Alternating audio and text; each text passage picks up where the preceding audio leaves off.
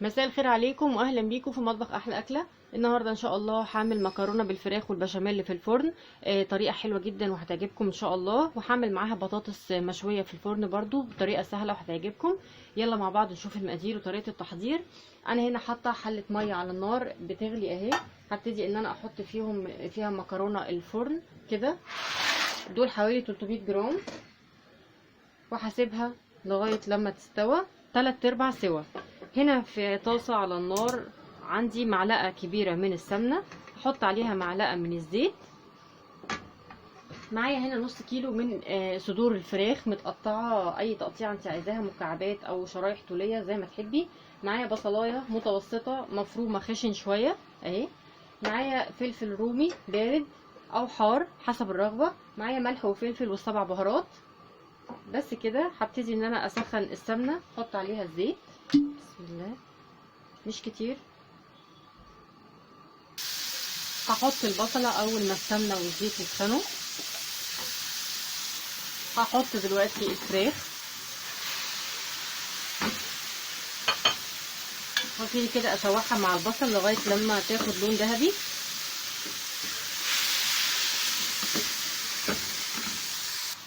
خلاص كده بعد ما شوحتها واخدت كلها لون بعض كده هغطيها دلوقتي واسيبها تستوى مثلا 10 دقايق، وهشوف بعد كده هنعمل ايه.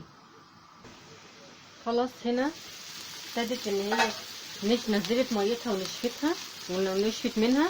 معايا هنا معلقه من الميه هحطها كده علشان تطلع لي اللون التحمير اللي هو في الطاسه والنكهه كلها على الفراخ. وفي نفس الوقت هحط معاها كمان البهارات، الملح والفلفل والسبع بهارات.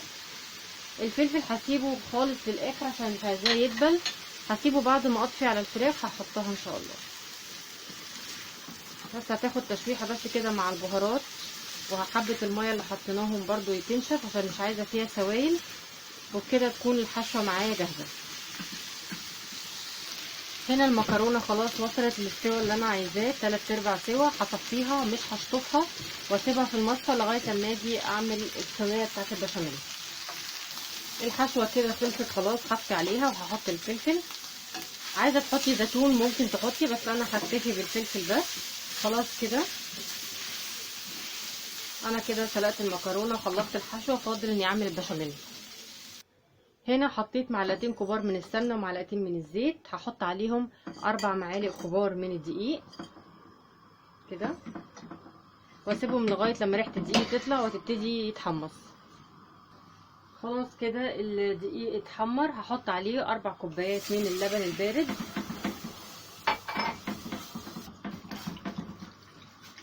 حاول بس بقدر الامكان ايدي تبقى فيه بسرعه عشان ما يكلكعش. معايا هنا حوالي ربع كوبايه من الجبنه الشيدر، انا مقطعاها مكعبات. هسيبها تدوب دلوقتي قبل ما الخليط يتقل. ومعايا البهارات ملح وفلفل و7 بهارات، رشات خفيفه كده، ورشه من جوز الطيب اختياري لو حباها. انا بحط برشتين 3 بس كده واقلب. دلوقتي هبتدي اعمل الصينيه بتاعتنا بتاعت المكرونه. في الاول بحط كام معلقه كده من البشاميل في القعر، اعملها كده تمام. ابتدي بقى احط جزء من المكرونه بس كده، توزع كده. واحط الفراخ الاول، بس احط برضو معلقه بشاميل كده.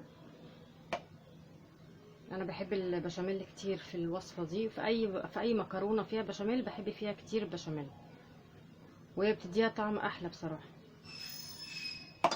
هحط بقى الفراخ، ريحتها فظيعه كده.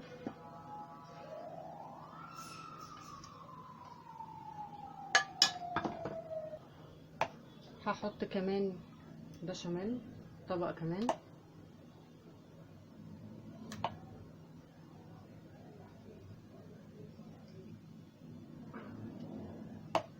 هحط طبقة المكرونة التانية نهائي، اوزعها كده. اضغط عليها بس ايه علشان تتساوى وتثبت في بعض، وبعدين احط طبقة البشاميل الاخيرة.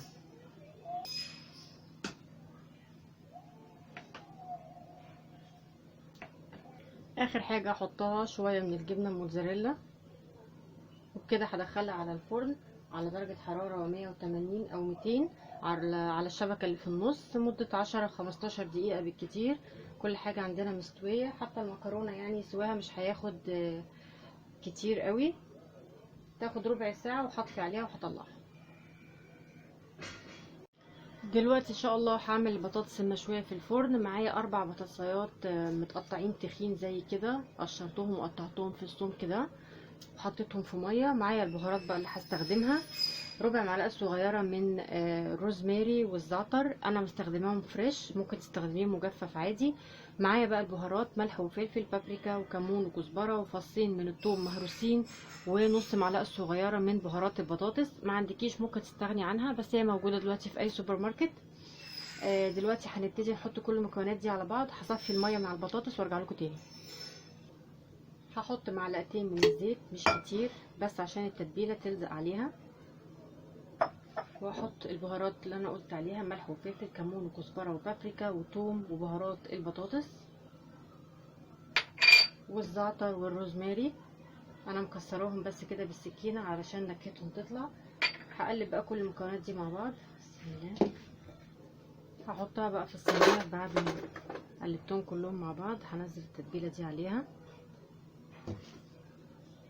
خلاص سويت البطاطس في الصينيه كده. معايا حوالي اقل من ربع كوبايه ميه، هحطها كده من الجناب علشان البطاطس تستوى.